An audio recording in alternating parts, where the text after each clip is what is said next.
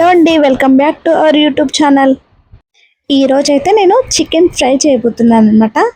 దాన్ని chicken fry అనొచ్చు లేదా కర్రీ అనొచ్చు, రెండు కాంబినేషన్లో చేస్తున్నాను అనమాట.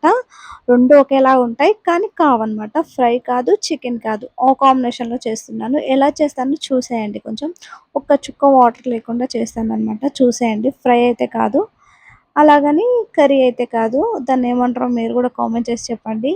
నేనైతే ఫ్రై అనే అనుకుంటాననమాట. మా ఇంట్లో ఫ్రై అనే పిలుస్తారు. మీరు కర్రీ అనుకుంటారా? కామెంట్ చేయండి. ఏంటో కామెంట్ చేయండి. ఫస్ట్ వచ్చేసి చికెన్ అయితే నీట్గా క్లీన్ చేసుకోండి.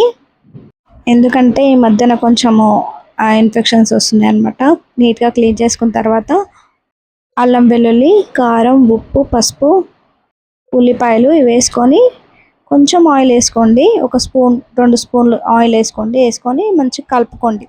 అదే గిన్నెలో ఒకటే గిన్నెలో కలిపేసుకొని ఇలా స్టవ్ మీద అయితే పెట్టుకోండి. అంతే, ఇంకా మనకు చికెన్ రెడీ అవుతున్నట్టే. పెట్టుకున్న తర్వాత ఒక 10 మినిట్స్, ఆ 10 మినిట్స్ అవసరం లేదు, జస్ట్ 5-6 మినిట్స్ అయితే చాలు. తీసి మనం ఇంకా చూసుకోవాలన్నమాట. చూడండి, ఇలా ఆయిల్ అయితే పైకి వచ్చేస్తుంది. అప్పటికి మనకు వచ్చిన తర్వాత కొంచెం కరివేపాకు అయితే వేయండి. కరివేపాకు అయితే సూపర్ టేస్టీగా ఉంటుందన్నమాట. కొంచెం మనము పచ్చిమిర్చి కూడా వేసుకోవచ్చు. ఇంకా నేను స్పైసీగా తింటాను కాబట్టి, ఇంకా నేను కారం ఎక్కువ వేసాను కాబట్టి ఇదే స్పైసీనెస్ అయితే నాకు సరిపోతుంది. అందుకే నేనైతే పచ్చిమిర్చి అయితే వేసుకోలేదన్నమాట. కరివేపాకు వేసిన తర్వాత చాలా స్మెల్ అయితే సూపర్గా వస్తుందన్నమాట. దాంతో టేస్ట్ చాలా బాగుంటుంది.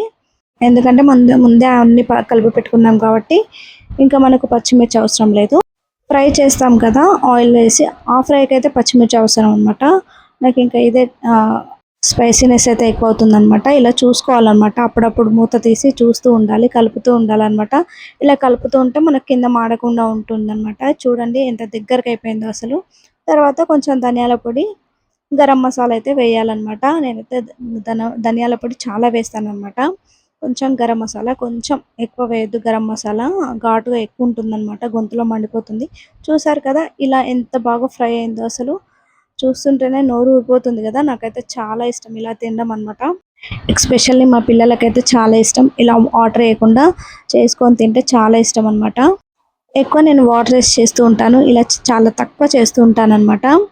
చూడండి ఎంత టెంప్టింగ్గా ఉందో. తర్వాత లాస్ట్కి ఇలా అయిన తర్వాత కొత్తిమీర వేసుకుంటే అయిపోతుంది. చాలా సింపుల్గా చేసుకోవచ్చు, ఎవరైనా చేసుకోవచ్చు. వంట రాని వాళ్ళు కూడా ఇలా సింపుల్గా చేసుకోవచ్చండి.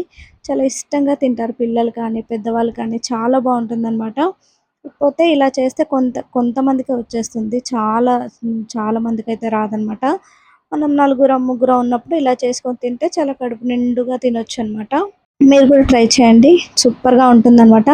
మీరు కూడా ట్రై చేసి ఎలా ఉందో కామెంట్ చేసి చెప్పండి. ప్లీజ్ సబ్స్క్రైబ్ చేసుకోండి. అంతే, సింపుల్గా మనకు చికెన్ ఫ్రై అయితే అయిపోయింది. దీన్ని చికెన్ ఫ్రై అంటారా, కర్రీ అంటారా, ఏమంటారు కామెంట్ చేయండి.